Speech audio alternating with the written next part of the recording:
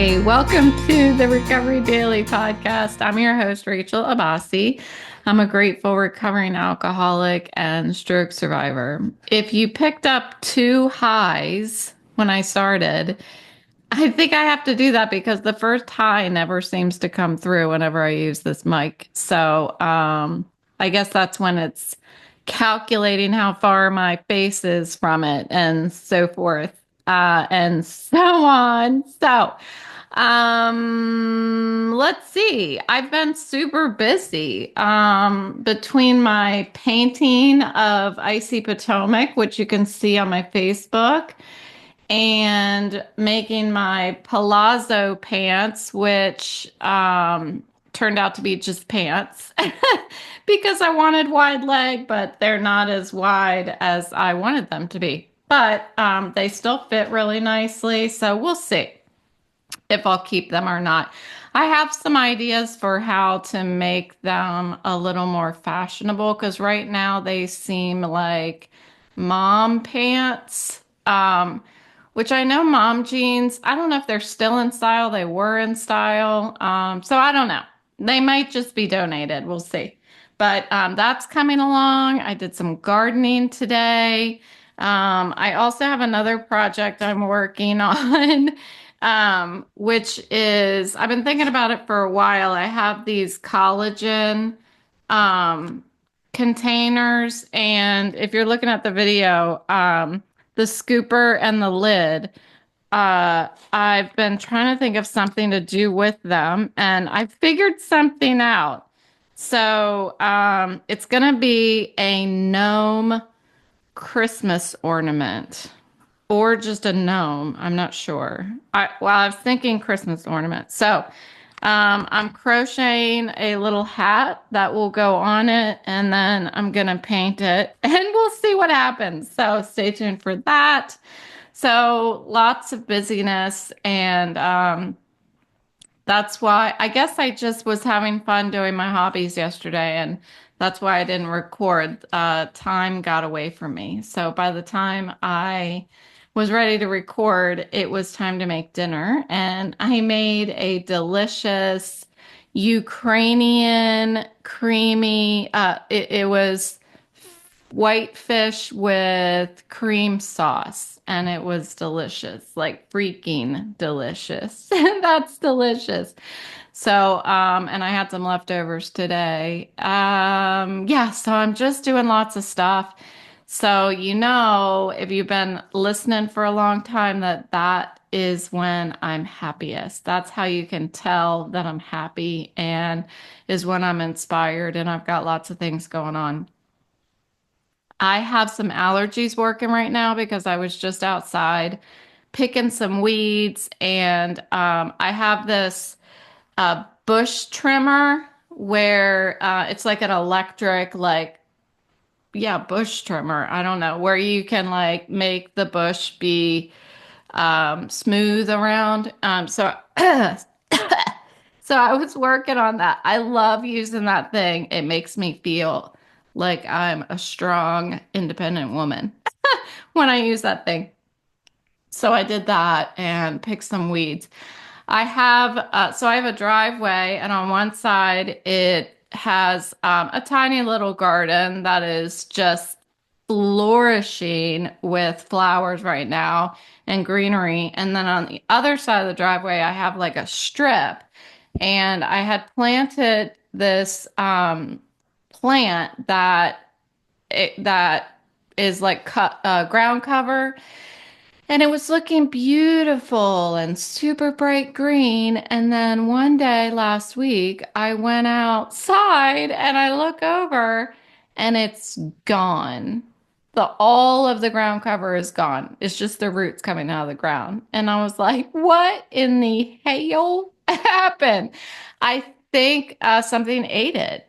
I can't think of what else it could have been. Something came through and just nibbled the entire strip. So I think, I don't know, a deer? That it's the first time this has happened. Usually they go for my hosta, And this time whoever that is, ate a neighbor, ate my ground cover. Super weird. So it allowed me to, because I'm always looking at the bright side, find the weeds that were underneath. So I picked all the weeds and it is just blooming back. So it's not flowery, but it's got lots of little tiny baby leaves that are just getting ready to grow. So um, that's what's happening. I am working on varnishing my icy Potomac painting, and I'm gonna frame it, and it's gonna be available on my Etsy channel. So that's exciting.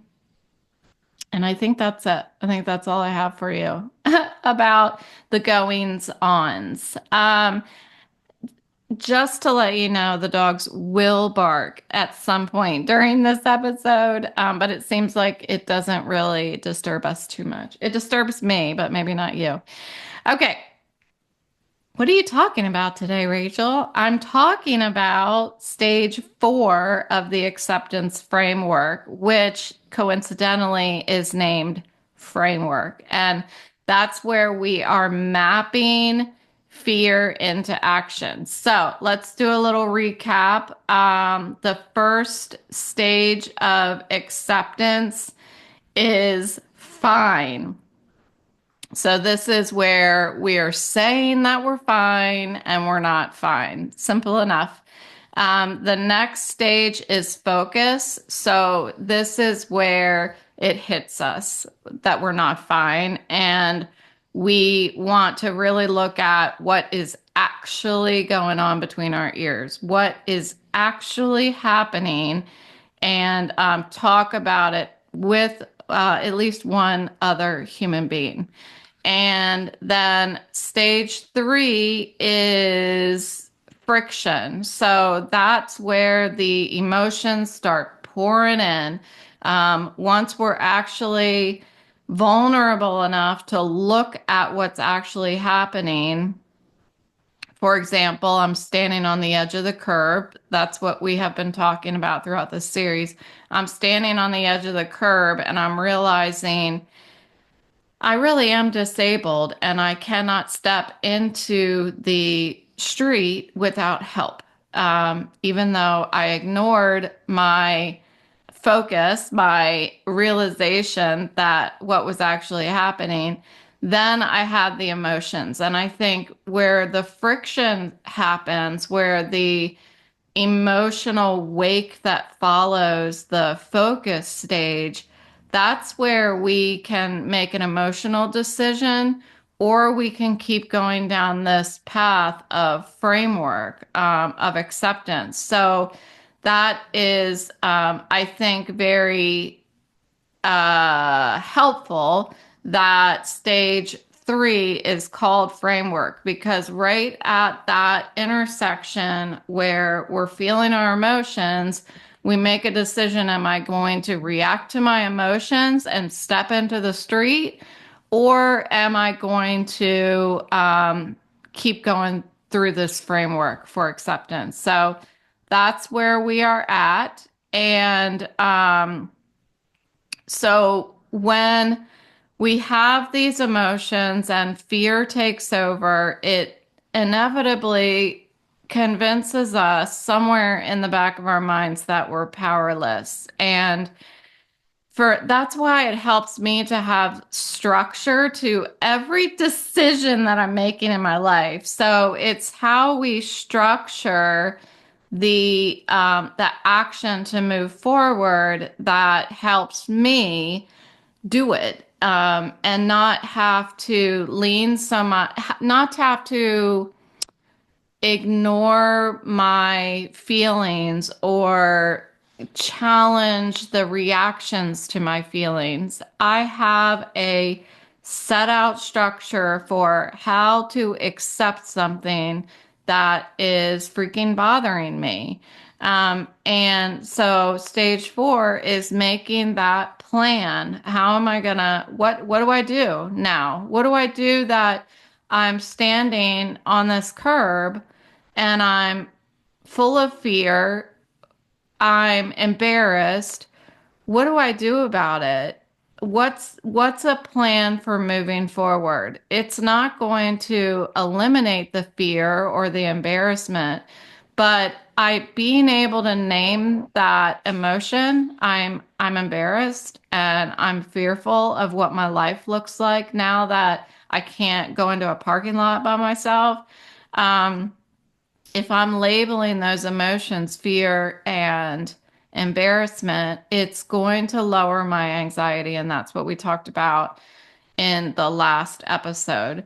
So this ability to name it and and focus on coming up with a plan will generate some energy, like generate some momentum to move forward. And I know for me, when I'm feeling this self pity, which I get stuck in a lot, I need some sort of momentum to get me out of that. So this structure gives your emotions a seat at the table. We talked about inviting the emotions in and having them be a part of the conversation that you're having with this other trusted person about what you're going to do.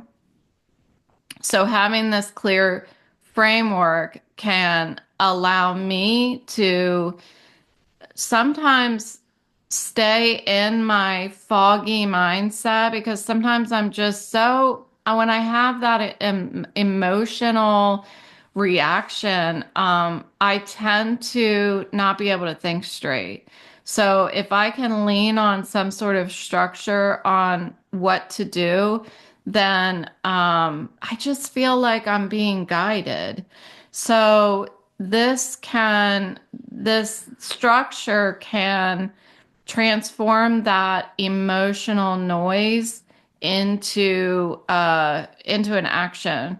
So understanding what you're facing, we talked about gathering the facts. That's kind of the focus stage where we're looking at, okay, the facts are, and I'm looking back at my diagnosis. I'm looking back at all of my interactions with my doctors, with my physical therapist, and lining that up with what I'm realizing, with my reality that I'm realizing today. So, just as I'm gathering up the facts, and this is kind of a natural process. It happens on its own. Like when I realize, okay, maybe I can't go into cross the street by myself. We'll just say that well, I can't cross the street by myself. I am embarrassed to have to admit that. My brain automatically starts playing the matching game. I'm realizing that I'm dizzy and I need to reach out for help. That matches up with me being in physical therapy and she has me hooked up to a harness so I don't fall over. I'm starting it's it's bizarre, isn't it? It's bizarre for me to have gone through that physical therapy and gone through all these doctor's appointments, advocating for myself, and yet be out in the real world and be in denial about it. I mean, that's what happens. That's the real world.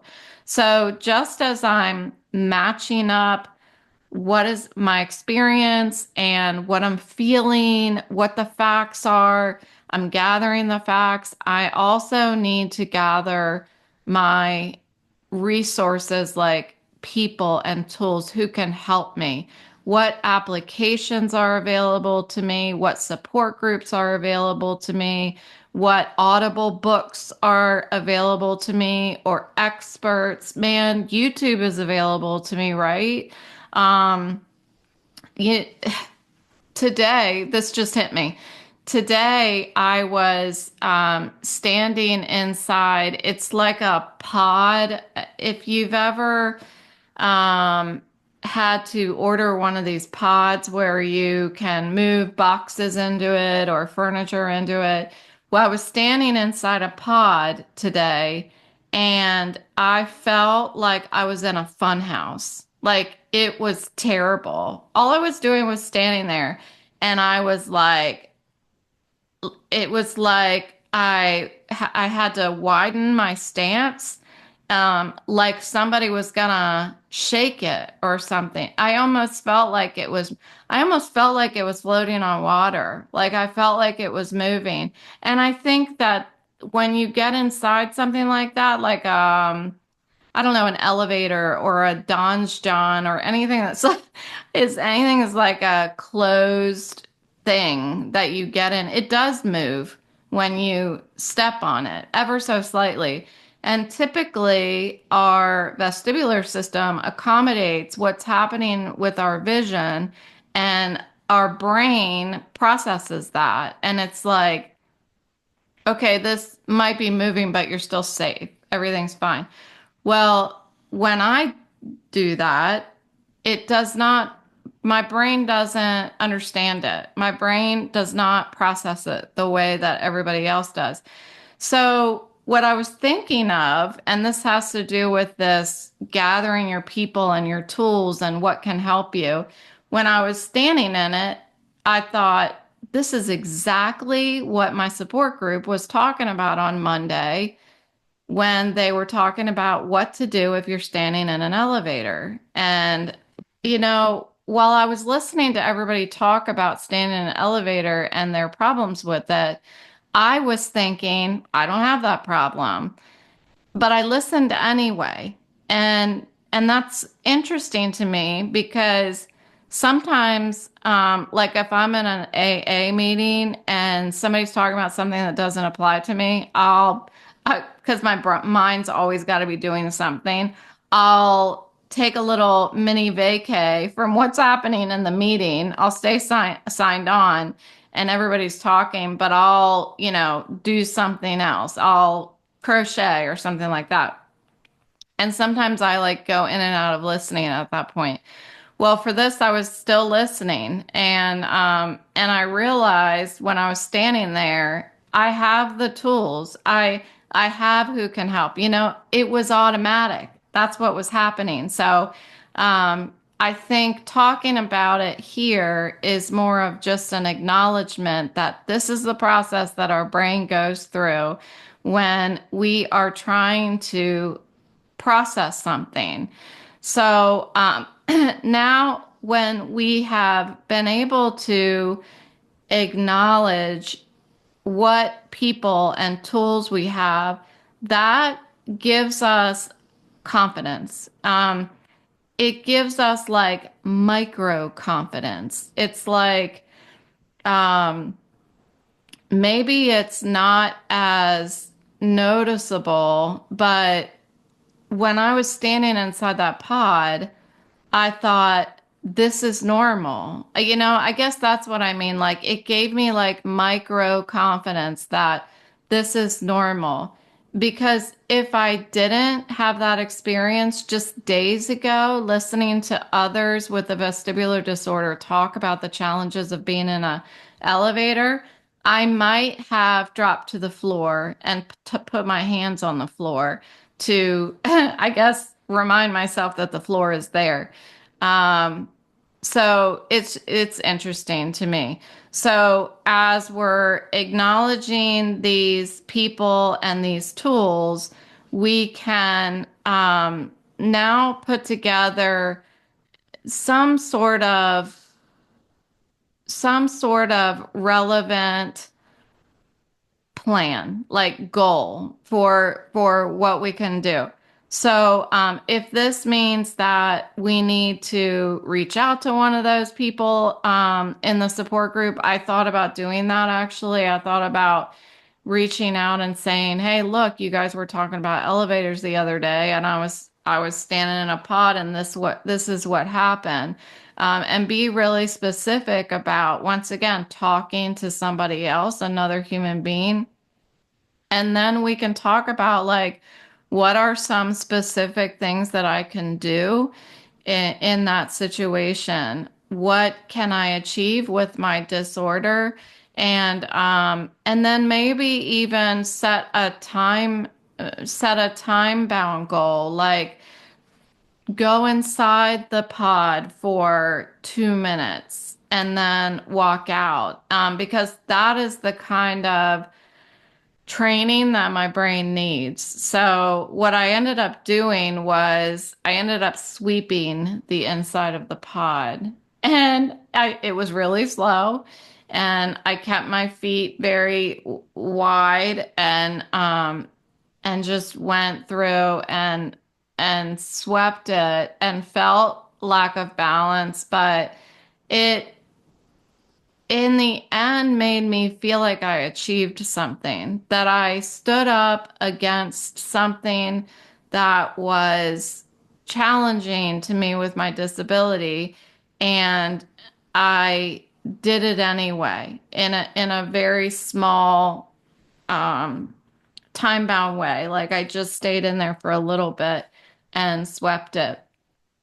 So um I feel like if I didn't go through that curb thing last week, standing on the edge of the parking lot on the curb, I think that I wouldn't have been closer to accepting my disability when I was standing in the pod. I'm actually here talking about acceptance, and I feel like it has made me feel accountable um, for really engaging in some of these motivational tips that I'm giving you. So it's been good.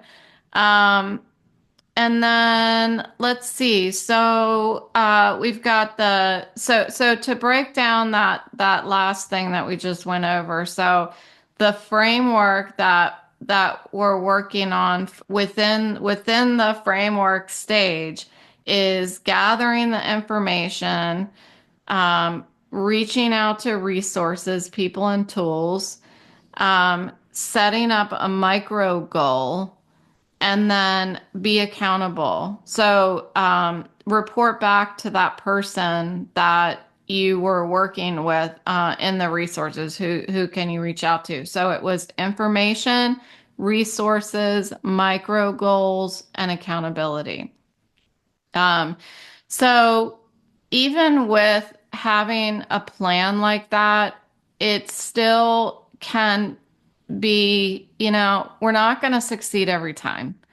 Um, I think that it's important to remember that a disability is is permanent, it's total, it's not something that can be fixed. Like it's too much to fix. So it's like I'm trying to navigate this world of like facing something that, how can I say this? Like I always want to fix things. I want to make things be okay. And this is something that can't be fixed. And I think that has been one of the challenges for me with accepting the disability, is that I keep trying to come up with ways to fix it. And that's denial. Um, as I go through this framework part where I'm getting the information together and I'm looking at the resources that I can depend on, like physical therapy, support groups, YouTube, and I'm setting up like micro goals for myself. I have to remember that I'm not, when I'm setting up that goal, it's called micro goal for a reason, because I'm not trying to fix my disability. I'm not trying to, when I'm standing on the side of the curb, I'm not trying to fix the fact that I have the disability. And I think that that's where I seem to keep getting to. It's like analysis paralysis. Like I keep trying spinning my wheels to fix things, and it's just not gonna be fixed. The only solution that I have that has been so healing to me, and thank goodness I was sober before all of this happened, is to lean on support. Lean on support. And I recognize, and I've actually met several people in my recovery, both from alcoholism and in stroke recovery and in vestibular recovery, people that do not have support. And that's why we can start small. So just as you have a micro goal, find a person, just one person that you can talk about your reality with, talk about what's actually happening. If you have lack of support, reach out to any one of these organizations that's pertinent to what it is that you're dealing with, your recovery. So start small. You got to be your own advocate. I know that, as I said, some days we're not going to succeed. But, I feel like if I got out of bed and put 2 feet on the floor, even 1 foot on the floor, that is successful with being somebody that has a chronic daily headache. It is success if I get out of bed and I face the world despite that. So, um, yeah, that's what we've got. I think that's it. Da da da da da. I think that's it. So, next episode, we're going to talk about practice, and that is stage 5 flex. We're learning how to keep adjusting, even if we're not successful.